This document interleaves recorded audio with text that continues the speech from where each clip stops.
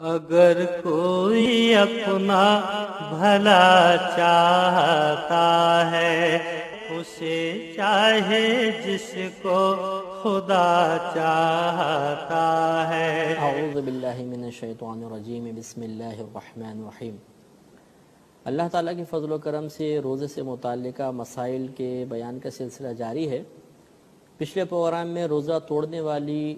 चीज़ों का और फिर जिन चीज़ों से रोज़ा नहीं टूटता उनमें से कुछ चीज़ों का बयान किया था, और हमारा मकसूद ये है कि हमें मुकम्मल तौर पे मारिफत हासिल हो जाए कि किन चीज़ों से रोज़ा टूट जाता है और कौन से उमूर ऐसे हैं जिनकी बिना पर रोज़ा नहीं टूटता, ताकि गलत फहमी की बिना पर हम अपना रोज़ा ना तोड़ बैठें और गलत फहमी की बिना पर हम ये ना समझें कि शायद हम रोज़े की बरक़ात से महरूम हो गए। इन्हीं में से आखिरी जो हमारा मसला चल रहा था वो ये था कि क्या इंजेक्शन से रोज़ा टूट जाता है या नहीं। तो जैसे मैंने पिछले प्रोग्राम्स में आपकी खिदमत में अर्ज़ किया है कि फ़ुक़हा ने फरमाया कि तीन चीज़ों की वजह से रोज़ा टूटता है। एक, जिस्म के सुराखों के ज़रिए किसी चीज़ का दाखिल बदन होना जबकि इंसान को रोज़ा भी याद हो। दूसरा, ज़ौजा से क़ुर्बत वग़ैरह करना और इससे ही मुतल्लिक़ा मसाइल के जानबूझकर कोई ऐसा फ़ेल करना जिससे गुस्ल वाजिब हो। और तीसरा, क़ै, जबकि वो मुँह भर कर हो, जानबूझकर की जाए, रोज़ा भी याद हो, तो इनसे रोज़ा टूटता है। इन तीन चीज़ों की तफसील की रोशनी में जमहूर फ़ुक़हा ये कहते हैं कि इंजेक्शन से रोज़ा नहीं टूटेगा, क्योंकि वो कहते हैं कि जब इंजेक्शन मसलन हाथ वगैरह में लगा रहे हैं, इसी तरह ड्रिप वो भी मतलब जैसे हाथ वगैरह में लगाई, तो उसके ज़रिए जो दवा दाखिल बदन हो रही है वो सुराखों के ज़रिए नहीं हो रही बल्कि रगों और शरियानों के ज़रिए हो रही है। और ना ये क़ै है ना ये क़ुर्बत है ज़ौजा से, लिहाजा तीनों चीज़ें नहीं पाई गई, लिहाजा रोज़ा नहीं जाएगा। लेकिन बाज़ फ़ुक़हा ये कहते हैं कि देखें, जो शरीयत ने फरमाया कि जो चीज़ दाखिल बदन हो जाए चाहे सुराखों के ज़रिए हो उससे रोज़ा टूट जाता है, तो इसकी वजह दाखिल बदन होना नहीं है, बल्कि वजह यह है कि वो चीज़ अंदर जाने के बाद जिस्म की इस्लाह का, जिस्म की तक़वियत का सबब बनती है। जैसे दवाई अंदर पहुँचेगी तो जिस्म की इस्लाह करेगी, जिस्म को तवाना करेगी, और ग़िज़ा वगैरह पहुँचेगी तो उससे क़ुव्वत हासिल होती है। तो ये जो फ़ुक़हा हैं ये फरमाते हैं कि इंजेक्शन से भी यही फ़ायदा हासिल हो रहा है कि अगरचे ये दवाई रगों के ज़रिए नहीं पहुँच रही, लेकिन जब ये अंदर पहुँच जाती है तो बदन की इस्लाह भी होती है और तक़वियत का ये दवाई सबब भी बन रही है, लिहाजा रोज़ा टूटना चाहिए। तो मालूम ये हुआ कि चूँकि उस ज़माने में यानी नबी करीम सल्लल्लाहु अलैहि वसल्लम के ज़माने अक़दस में इंजेक्शन का रवाज तो नहीं था, लिहाजा अब ये मसला हुआ क़यासी, और क़यासी मसाइल में जब फ़ुक़हा इज़ाम का इख्तिलाफ़ हो जाए तो आवाम के लिए गुंजाइश होती है कि वो जिस फ़क़ीह के कौल को चाहे कबूल कर ले। लिहाजा अगर कोई दौरान रोज़ा इंजेक्शन लगाएगा और उन मुफ्तियान किराम के, उन फ़ुक़हा इज़ाम के मसले को अख़ज़ करके लगाएगा जिन्होंने कहा कि रगों या शरियानों के ज़रिए कोई चीज़ दाखिल बदन हो तो रोज़ा नहीं जाता, तो इनको रोज़ा नहीं जाएगा। और अगर कोई ना लगाए, एहतियात करे कि हो सकता है इन फ़ुक़हा किराम का क़यास कवी हो कि जिन्होंने इस्लाह बदन या तक़वियत बदन की बिना पर किसी चीज़ के अंदर दाखिल होने से रोज़े के टूटने का हुक्म दिया, वो अगर बचें तो उनके लिए बहुत अच्छी बात है, औला है, अफजल है। इसी तरह बाद हमारे भाई पूछते हैं कि वो दमे के मरीज़ हैं और इन्हेलर यूज़ करते हैं, इसमें लिक्विड दवा होती है, दमे वाले उसको हिलाते हैं और फिर हल्क के ज़रिए उसको अंदर पहुँचाया जाता है। तो चूँकि हल्क के ज़रिए कोई भी दवा या ग़िज़ा अगर अंदर पहुँचती है तो लाजिम बात है जब हल्क के ज़रिए पहुँचा रहे हैं तो मैदे के अंदर भी बहुत से उसके ज़र्रात या असरात पहुँच सकते हैं, लिहाजा इस पर रोज़ा टूटने का ही हुक्म होगा।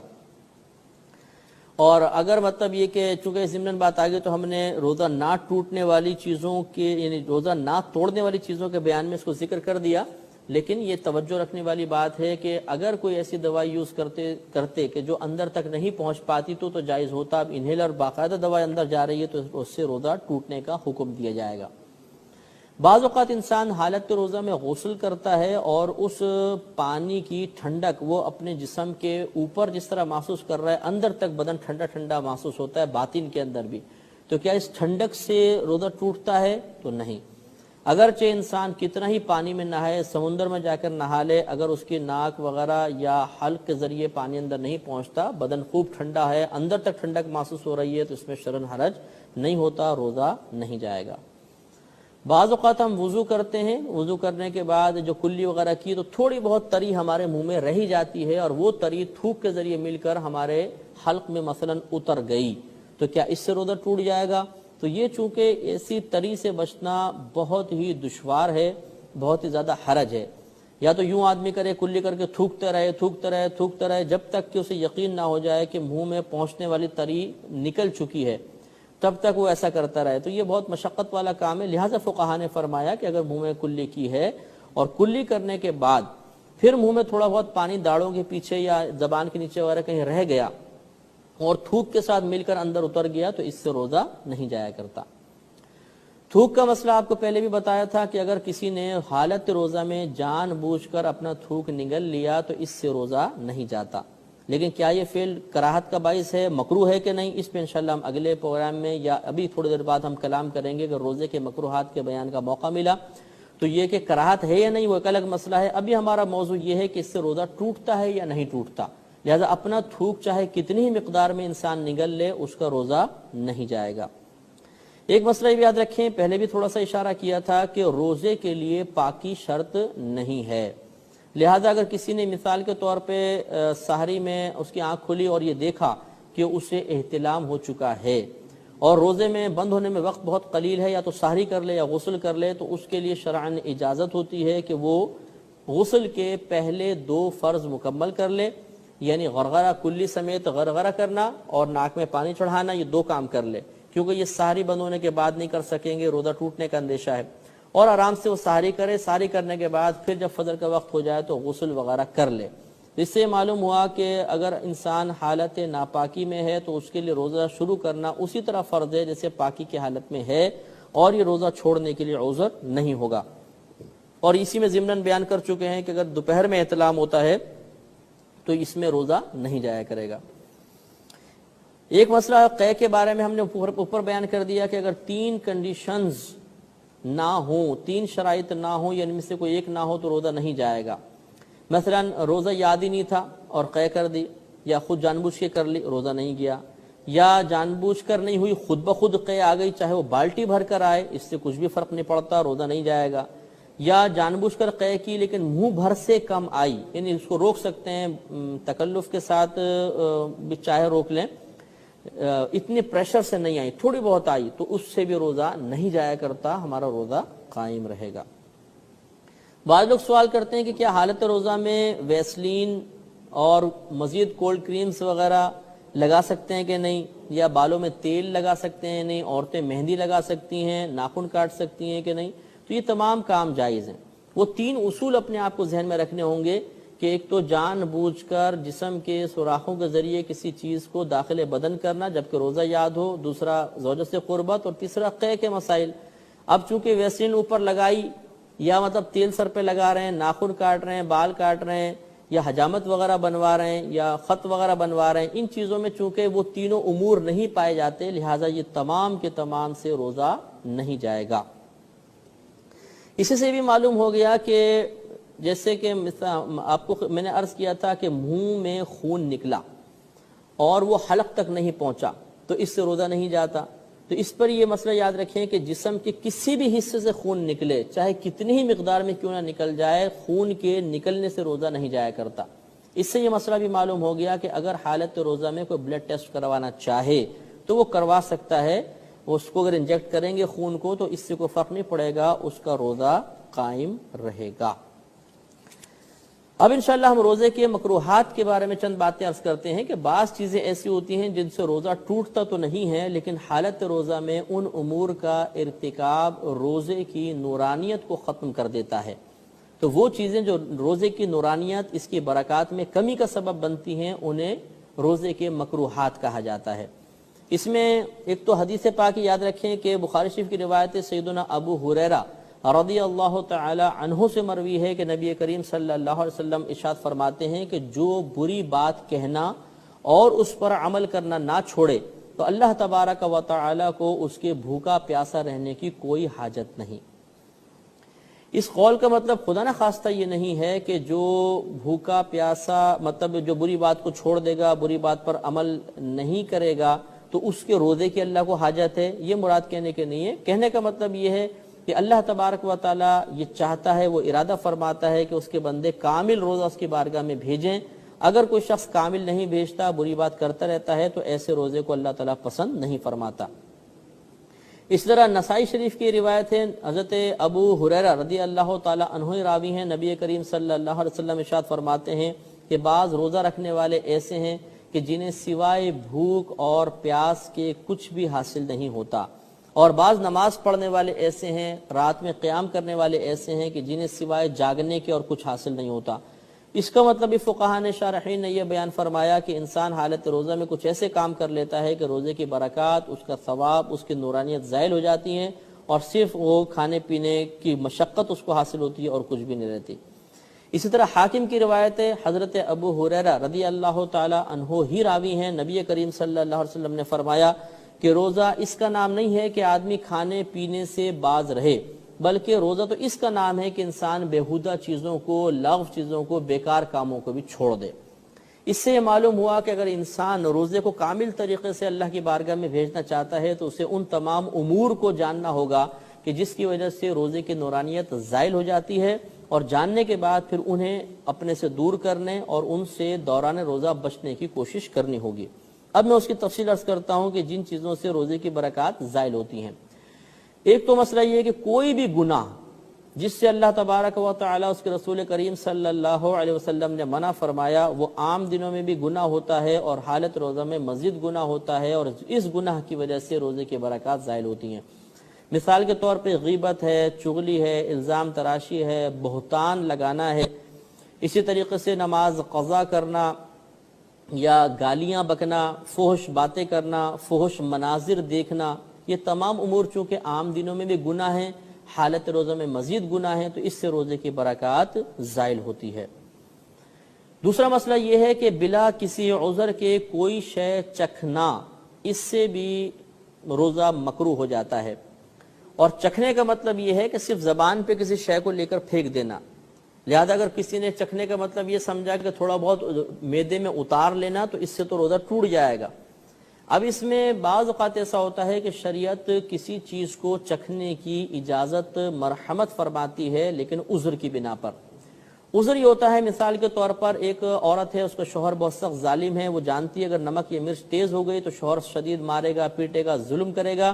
اس صورت میں اس خاتون کے لیے اجازت ہے کہ حالت روزہ میں بھی تھوڑا بہت سالن زبان پہ رکھ کر اس کے ذائقے کو محسوس کر لے۔ لیکن جیسے میں نے پہلے کہا، چکھنے کا مطلب اندر اتارنا نہیں ہے۔ اگر ان خاتون نے بھی تھوڑا بہت نمک چاٹا ہے، سالن چاٹا اور اس کو اندر اتار لیا تو روزہ ٹوٹ جائے گا، صرف زبان سے چکھ سکتے ہیں۔ اسی طریقے سے دوسرا مسئلہ کہ جیسے آپ بازار میں گئے کوئی چیز خریدنے ہیں، پھل فروٹ وغیرہ، اور بعض پھل ایسے ہوتے ہیں کہ جن کو اگر چکھیں تو کرواہٹ وغیرہ ظاہر ہو جاتی ہے، تو اگر ایسا معاملہ ہے تو پھر یہاں پر بھی چکھنا عذر ہے کہ اپنی زبان پر تھوڑا بہت اس کو مل کر دیکھ لیں، لیکن اندر اب بھی نہیں اتاریں گے، یہ اچھی طرح یاد رکھیے۔ اسی طریقے سے بعض بہنوں کے بچے بہت چھوٹے سے ہوتے ہیں اور وہ روٹی وغیرہ کی طرف آ چکے ہوتے ہیں، روٹی وغیرہ کھاتے ہیں، اور اگر انہیں بغیر چبائے لیکن دی جائے تو ذرا دقت ہوگی، تو اس بہن کے لیے بھی اجازت ہوگی کہ وہ غذا کو اپنے دانتوں سے چبا کر اس کو کھلا سکتی ہے، یہ عذر ہے۔ لیکن یہاں پر بھی وہی میں بار بار عرض کر رہا ہوں کہ اس کو معدے میں اتارنے سے روزہ ٹوٹ جائے گا۔ اسی طریقے سے یہ اگرچہ آپ کو بتایا کہ اگر عورت کو چھوا یا کوئی اور افعال کیے جس سے مطلب ڈسچارجنگ نہیں ہوئی تو یہ روزے میں جائز ہوتے ہیں، لیکن ان میں کراہت اس وقت آتی ہے کہ جب کسی شخص کے بارے میں گمان ہو، وہ اپنے بارے میں اپنے باطن کو کمزور محسوس کرتا ہے کہ اگر وہ عورت کے قریب بھی آیا یا اس کو چھوا تو آہستہ آہستہ وہ پھر مطلب یہ کہ قربت کی طرف بڑھ جائے گا اور اپنے آپ پہ قابو نہیں رکھ سکے گا، تو اس کے لیے تو اب قریب آنا بھی مکروہ ہوگا، اسے بھی پھر روزے کے مکروہات میں شمار کیا گیا ہے۔ اسی طریقے سے جیسے آپ کو بتایا کہ داڑھی وغیرہ میں تیل لگانا، سر میں تیل لگانا، ویسلین یوز کرنا وغیرہ یہ جائز ہیں، لیکن اگر ان میں قصد زینت آ جائے کہ انسان اپنے آپ کو اچھا خوش شکل بنانا چاہتا ہے اور خوبصورت بنا کے پیش کرنا چاہتا ہے، اگر زینت کی نیت سے چیزیں استعمال کی، خصوصاً مرد نے، عورت کے تو زینت جائز ہے، تو پھر مرد کے لیے اس کا روزہ یہ کراہت کے ساتھ ہوگا۔ اور اگر مطلب یہ کہ زینت کا ارادہ نہیں ہے بلکہ سر میں تیل ریگولر لگاتا ہے، اب بھی لگا رہا ہے، اور وہ مطلب چہرے پہ ویسلین وغیرہ لگا لی، تو اس میں پھر شرعاً حرج نہیں ہوتا۔ روزے میں مسواک کرنا یہ آپ کو بتایا کہ بلا کراہت جائز ہے۔ ہاں، ٹوتھ پیسٹ اور منجن کے بارے میں ہم نے کلام کیا تھا کہ چونکہ ان میں ذائقہ ہوتا ہے اور بلا عذر کسی شے کو چکھنا مکروہ ہوتا ہے، لہٰذا اگر ٹوتھ پیسٹ یا منجن کے ذرات حلق تک پہنچنے نہ بھی دیے گئے تب بھی کم از کم زبان ان کا ذائقہ محسوس کرتی ہے، اور یہ کوئی عذر یہاں پر متحقق نہیں ہے چکھنے کا، لہٰذا اب یہاں پر ٹوتھ پیسٹ اور منجن استعمال کرنا منع ہوگا۔ لیکن جیسے میں نے پچھلے پروگرام میں عرض کیا تھا کہ اگر کسی کوئی پبلک ڈیلنگ ہے، وہ گفتگو لازم کرنی ہوگی اس کو، اور اس کو اندیشہ ہے کہ اگر منہ میں تغیر ہوا، بدبو وغیرہ ہوئی تو بدظن کچھ سامنے والا ہو جائے گا اور اس سے بزنس پر یا دیگر کام پر برا اثر مرتب ہوگا، تو اس کے لیے چکھنا اب عذر ہو سکتا ہے۔ اب وہ بہت احتیاط کے ساتھ پیسٹ اور منجن یوز کر لے، کوئی ذرہ حلق میں نہ پہنچنے پائے تو پھر اس کے لیے جائز ہو سکتا ہے۔ ایک مسئلہ یہ بھی یاد رکھیں کہ دوران وضو جبکہ حالت روزے میں انسان ہے تو کلی وغیرہ میں مبالغہ کرنا منع ہے۔ مبالغے کا مطلب یہ کہ بہت زیادہ منہ بھر کر کلی کرنا، کیونکہ اس میں اندیشہ ہے کہ بہت زیادہ کرے گا تو کوئی حلق میں چیز چلی جائے، اس لیے حالت روزہ میں بہت تھوڑا سا پانی لینا چاہیے اور اسے اچھی طرح منہ میں گھما کر پھینکیں۔ اسی طرح ناک میں پانی چڑھانا اس طرح کہ یہ شک و شبہ پیدا ہو جائے کہ شاید یہ اوپر چڑھ گیا ہے، روزہ میرا ٹوٹ گیا ہے، یہ مکروہ ہوتا ہے، لہذا حالت روزہ میں انتہائی احتیاط کے ساتھ وضو وغیرہ کرنا چاہیے۔ جیسے کہ پہلے آپ کو بتایا کہ اپنا تھوک انسان کتنی ہی مقدار میں نگل جائے اس سے روزہ نہیں ٹوٹتا، لیکن اگر کسی نے اس طرح روزہ دار نے کیا کہ وہ جان بوجھ کے اس نے بہت سارا تھوک منہ میں پہلے جمع کرتا رہا اور پھر اس کو نگلا تاکہ مجھے سکون ملے، تھوڑا سا میرا حلق تر ہو جائے کہ پیاس بہت سخت لگ رہی ہے، تو اس سے روزہ اب بھی نہیں جائے گا، لیکن یہ صورت مکروہ ہے، اس میں کراہت ہے، شریعت اس کو ناپسند کرتی ہے۔ تو یہ پہلے آپ کو بات بتا دی کہ بہت سے ایسے امور کہ جن سے روزہ نہیں ٹوٹتا، ضروری نہیں کہ وہ جائز بھی ہوں، بلکہ ان میں سے بعض ایسے امور ہوتے ہیں کہ مکروہ ہوتے ہیں۔ ایک مسئلہ بھی عرض کیا تھا کہ اگر ہم نہائے ٹھنڈک اندر محسوس ہوئی تو پھر اس سے روزہ نہیں جایا کرتا، لیکن اب اس میں کراہت کا پہلو یہ ہوتا ہے کہ اگر کوئی روزے کو بوجھ سمجھ کر پھر وہ مطلب یہ کہ نہاتا ہے یا گیلا کپڑا کر کے اپنے اوپر رکھتا ہے، تو اب اس صورت میں مطلب کراہت پیدا ہوگی کہ وہ عبادت کو بوجھ سمجھ رہا ہے، اب کراہت ہے۔ اور اگر بوجھ نہیں سمجھ رہا، ویسے اس کے لیے روزہ گزارنا ذرا سا مشکل ہو رہا ہے، دل میں کوئی اعتراض نہیں ہے، روزے کو برا نہیں سمجھ رہا، اب اگر وہ یہ چیزیں استعمال کرتا ہے تو اس کے لیے بالکل جائز ہے۔ ایک مسئلہ بھی یاد رکھیں کہ روزے میں ہر ایسا کام کرنا جس سے کمزوری بہت ہی زیادہ غالب ہو جائے وہ بھی مکروہ ہوتا ہے، اس لیے فقہا نے فرمایا کہ اگر کوئی سخت کام کرتا ہے اور اسے ڈیوٹی سے ذرا مطلب ریلیف مل سکتا ہے، مالک اس کو اجازت دے گا تو پھر وہ کام تھوڑا کرے رمضان میں، تاکہ اس کام کی وجہ سے روزے کا ضعف بہت زیادہ محسوس نہ ہو، کیونکہ جب زیادہ ضعف محسوس ہوتا ہے تو معاذ اللہ پھر نفس میں روزے سے متعلق ناپسندیدگی پیدا ہوتی ہے اور یہ شریعت کو محبوب نہیں ہے۔ اس سے ہمارے وہ مطلب نوجوان بھی درس حاصل کریں کہ جو رمضان میں کرکٹ وغیرہ بہت زیادہ کثرت سے کھیلتے ہیں تاکہ روزہ آرام سے کٹ جائے۔ اب اس میں ہوتا یہ ہے کہ وہ بھاگ دوڑ کے اتنے تھک چکے ہوتے ہیں کہ ان کی حالت بہت زیادہ خراب ہو جاتی ہے، اور پھر بعض اوقات انہیں روزے کو برا بھلا کہتے ہوئے بھی دیکھا گیا ہے۔ لہذا ہر ایسا کام کہ جس سے انسان تکلیف میں مبتلا ہو جائے اور مطلب روزہ بوجھ محسوس ہو وہ کرنا ناجائز ہوتا ہے، لہذا اب اس طریقے سے روزہ میں کوئی سخت کام نہیں کرنا چاہیے یا نہیں کریں گے۔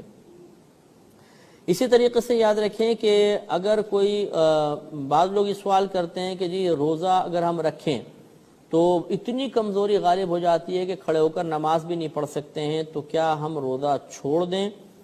تو نہیں، یاد رکھیں کہ اگر کوئی شخص یہ سمجھتا ہے کہ میں روزہ رکھوں گا تو بہت زیادہ ضعف پیدا ہو جائے گا اور اتنا ضعف ہوگا کہ کھڑے ہو کر نماز نہیں پڑھ سکتا، تو فقہا نے یہی فرمایا کہ اس کو چاہیے روزہ رکھے اور بیٹھ کے نماز پڑھے۔ لہٰذا اگر کسی نے مطلب اس وجہ سے کہ روزے میں اس سے کمزوری پیدا ہوتی ہے روزہ چھوڑا تو یہ مطلب گناہ گار ہوگا، اور اگر وہ روزہ مثلاً رکھتا ہے اور پھر ضعف شدید غالب ہو گیا اور بیٹھ کے نماز نہیں پڑھتا، کھڑے ہو کر پڑھتا ہے، تو اس کھڑے ہو کر پڑھنے کی وجہ سے تکلیف پیدا ہوئی اور تکلیف سے پھر انسان کا ذہن روزے سے متنفر ہوا، تو اب ایسے کھڑے ہو کر پڑھنا مکروہ ہوگا۔ شریعت اس کو پسند نہیں کرتی ہے، بلکہ اس کو چاہیے کہ روزہ رکھے اور بیٹھ کر آرام سے نماز ادا کرے، اشاروں کے ساتھ پڑھ لے، اس کی بھی اجازت ہے، یا بیٹھ کے رکوع سجود وغیرہ کرے جیسے عموماً نوافل میں کیا جاتا ہے تو یہ اجازت ہوتی ہے۔ ایک مسئلہ یہ بھی یاد رکھیے کہ جیسے آپ کو بتایا کہ اگر کسی نے بلڈ ٹیسٹ وغیرہ کرایا اور اتنا خون نہ نکلا کہ جس سے ضعف غالب ہو تو یہ بلا کراہت جائز ہے۔ ہاں اتنا زیادہ خون اگر بدن سے نکالا کہ اس سے انسان کو بوجھ محسوس ہوا اور کمزوری اس کے اوپر غالب آئی تو پھر یہ مکروہ صورت ہوگی۔ جیسے مثال کے طور پہ حالت روزہ میں کسی کو خون دینا،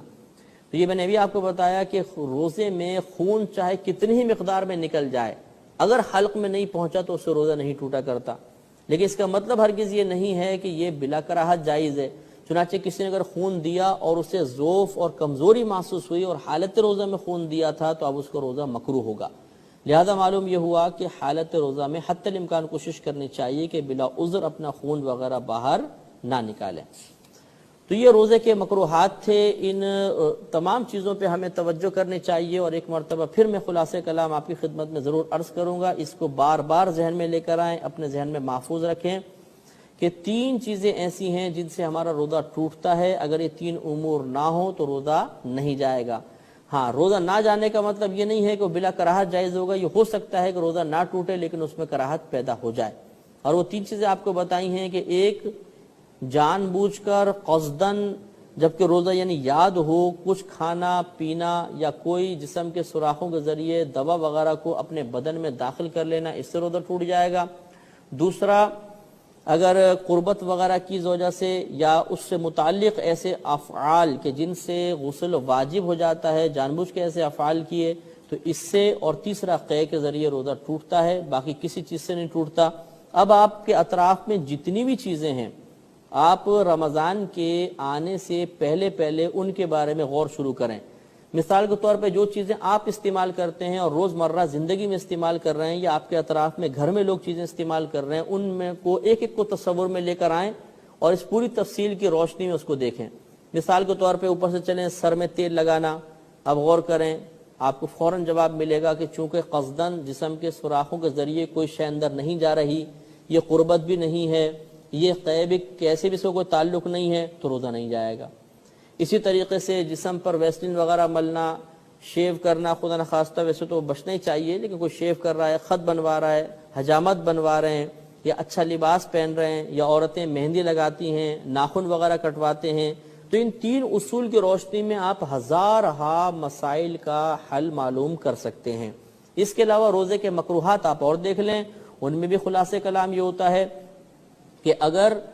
روزے کو بوجھ سمجھ کر کوئی جائز کام کر رہے ہیں تو وہ تمام کام مکروہ ہوں گے۔ اسی طرح گناہ کا ارتکاب انسان جان بوجھ کر کرے تو روزہ اس سے مکروہ ہوگا، اور اس کے علاوہ اگر انسان ایسا کوئی کام کرے جس سے روزہ ٹوٹنے کا اندیشہ ہو اور بلا عذر وہ کام کرے گا تو اس سے بھی روزے میں کراہت پیدا ہوتی ہے۔ تو یہ چند ایسے اصول ہیں کہ انشاءاللہ اگر عوام الناس ان اصولوں کو اپنے ذہن میں رکھے اور اپنے اطراف میں ہونے والے معاملات کو ان تفصیل کی روشنی میں بار بار دیکھتے رہیں اور بار بار ان کے بارے میں غور و تفکر کرتے رہیں تو انشاءاللہ رمضان میں پھر کوئی مسئلہ پیدا نہیں ہوگا اور کسی بھی قسم کے وسوسے نہیں آئیں گے۔ اس لیے اب رمضان کی آمد سے پہلے آپ کو پریکٹیکل کرنا ہے، باقاعدہ ایک ایک چیز کے بارے میں غور و تفکر کریں اس تفصیل کی روشنی میں، اور ہو سکے تو ان کو لکھتے جائیں، یا آپ گھر کے 2 افراد ان چیزوں کو جاننے کے بعد آپس میں ایک دوسرے سے کراس کوسچن کریں، اچھا یوں ہو تو بتائیں کیا ہوگا، یوں تو کیا ہوگا، جس کا حل معلوم نہ چلے ایک دفعہ پھر یہ CD وغیرہ آپ دیکھیں اور ان تفصیل کو ذہن میں لا کے دوبارہ کریں، تو انشاءاللہ تعالیٰ آپ یہ دیکھیں گے کہ کوئی ایسا مسئلہ نہیں بچے گا جس کو آپ خود بخود گھر بیٹھے حل نہ کر لیں۔ یہ اللہ تعالیٰ کی کرم نوازی ہے کہ اس نے ہمیں اس چیز کی توفیق عطا فرمائی۔ اب انشاءاللہ اگلے پروگرام کے ساتھ دوبارہ آپ کی خدمت میں حاضری کا شرف حاصل ہوگا، اس وقت تک کے لیے اجازت مرحمت فرمائیں، وآخر دعوانا ان الحمدللہ رب العالمین۔